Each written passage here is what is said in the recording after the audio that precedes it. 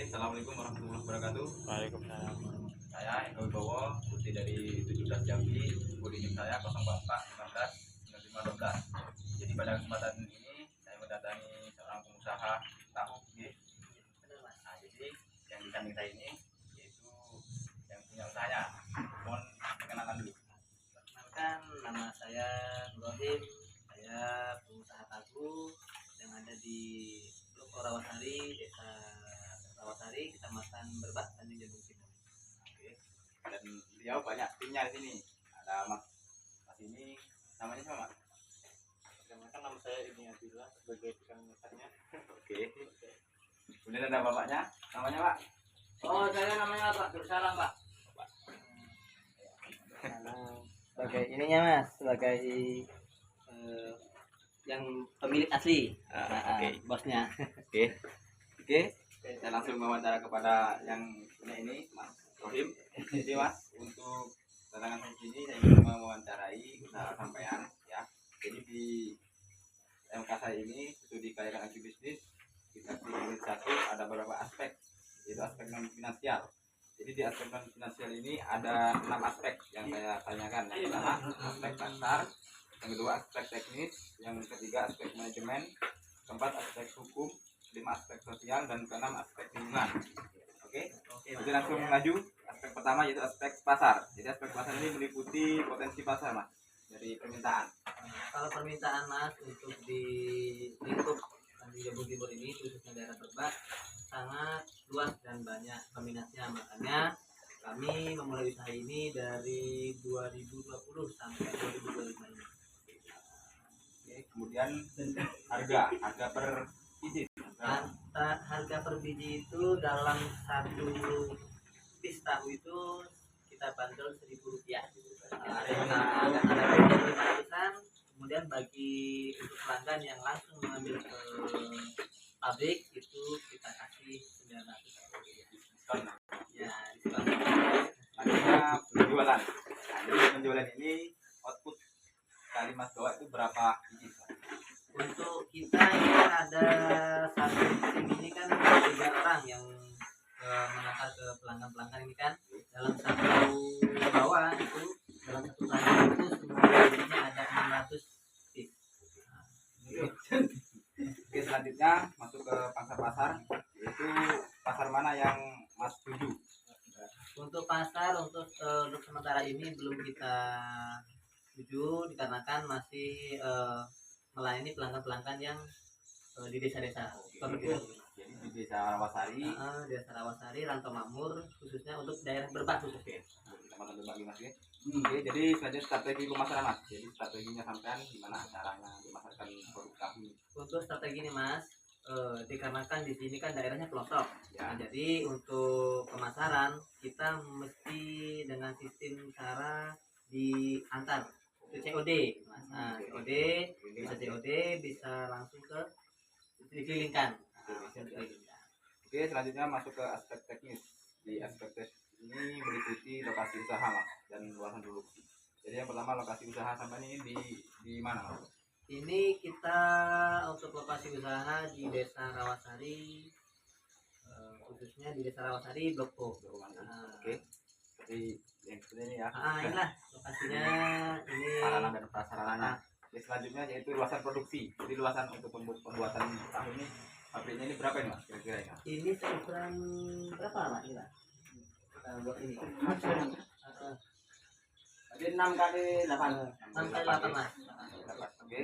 Selanjutnya proses produksi. Nah, jadi proses produksi ini dari awal pembuatan tahu ini penjelasan singkatnya Oke. gimana? Pertama itu Mas, untuk kedelai itu kan yang kita beli di pasar itu, Ya. kemudian kita rendam dalam jangka waktu sekitar 4 jam atau 5 jam tuh. Kemudian setelah mengembang kedelainya, nah, kemudian kita proses kembali dalam proses pencucian sampai bersih, sampai higienis, kemudian masuk ke proses ini Mas. Proses apa namanya ini, penggilingan. Nah, penggilingan, kemudian jadilah aci tahu atau pati tahu itu, kemudian kita peras sampai keluar acinya, kemudian masuk ke perebusan. Nah, kemudian setelah direbus masuk ke pencetakan Mas. Ini proses pencukaan dulu.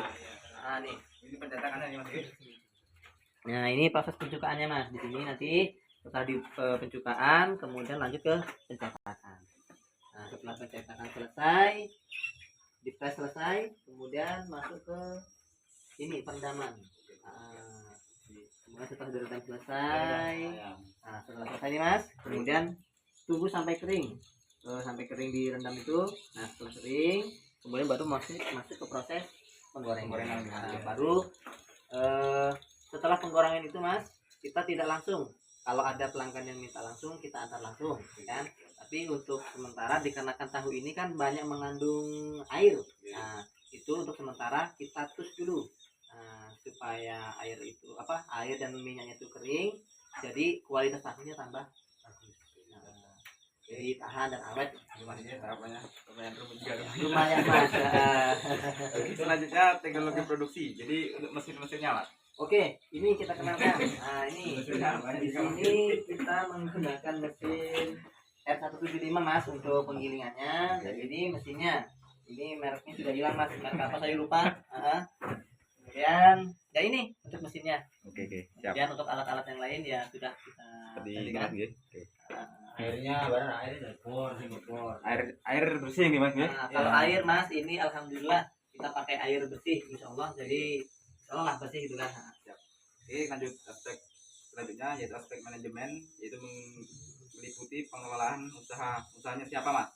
Ini untuk usaha sebenarnya masih usaha orang tua, cuma kita kelola bersama-sama. Dan di sini saya sebagai penanggung jawabnya Mas. Sebagai penanggung jawabnya. Oke. Jadi struktur organisasinya sampai ini ibaratnya yang pengawasannya juga nih Mas. Ya, saya pengawasnya untuk penanggung jawabnya. Jadi ini semua di sini nggak ada Mas, tim. Tim sama tim Mas. ya. Siap. Oke, selanjutnya masuk ke aspek hukum. Nah, jadi di aspek hukum ini kan ini sifatnya usaha pribadi. Ya Mas, benar. Kalau di perusahaan kan biasanya ada legalitasnya. Oke, benar. Jadi untuk usaha pribadi ini apakah Mas ini sudah ada surat pengukuhan misalnya dari desa gitu? Kalau dari desa kita sudah Mas, untuk izin sudah, cuma untuk proses kedepannya kan ada yang dari kecamatan, dari kabupaten itu kan, itu baru rencana akan kita buatkan ini model kita. Dari desa sudah ada Mas? Ya. Siap. Oke, selanjutnya itu aspek sosial. Jadi aspek sosial ini meliputi yang pertama itu dampak terhadap masyarakat. Itu misalkan penciptaan lowongan kerja, kemudian peningkatan pendapatan daerah. Jadi untuk usaha yang Mas ciptakan ini, apakah ada pembukaan lowongan kerja Mas untuk masyarakat sini? Sebenarnya Mas, kita memang ingin untuk menciptakan lapangan pekerjaan untuk bagi anak-anak itu yang belum punya pekerjaan kan. Nantinya kalau ini sudah ada perkembangan, nanti akan kita kembangkan dan untuk menarik bagi masyarakat yang belum mempunyai pekerjaan. Oke, selanjutnya yaitu peningkatan pendapatan daerah. Untuk peningkatan khususnya untuk kita pribadi ya cukup Mas, sudah meningkat. Cuma kalau untuk daerah kita kan juga disupport juga dari BUMDes gitu kan, dari BUMDes, mudah-mudahan ya ada ini majuannya Mas. Oke, selanjutnya yang terakhir yaitu aspek lingkungan Mas. Jadi di aspek lingkungan ini ada dampak ya. Jadi dampak ini ada dampak positifnya dan dampak negatif. Jadi untuk dampak positifnya dari pembuatan tahu ini banyak limbahnya itu Limbah. Untuk limbah itu Mas, untuk yang pertama limbah dari tahu ini itu kan ada ampas namanya. Nah, itu kita manfaatkan untuk orang-orang yang mempunyai ternak seperti sapi, itu untuk combor namanya kalau bahasa ininya. Dan untuk penanganan limbah pembuangan itu kita sebenarnya nggak ada Mas. Jadi ini kita tampung nanti buat pupuk.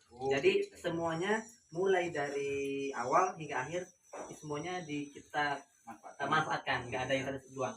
Jadi untuk dampak negatifnya dari pabrik tahu ini tidak ada ya. Jadi semuanya bisa dimanfaatkan, itu masih bisa gitu. Oke, jadi itu aja yang saya tanyakan di praktek unit satu ini, yaitu aspek finansial pada Mas Rohim. Jadi saya ucapkan terima kasih atas jawabannya. Saya doakan mudah-mudahan usahanya kedepannya bisa lebih berkembang lagi. Amin. Maju dan bisa dikenal oleh klien banyak. Amin. Oke, saya Iri. Saya ucapkan Waalaikumsalam warahmatullahi wabarakatuh. Waalaikumsalam.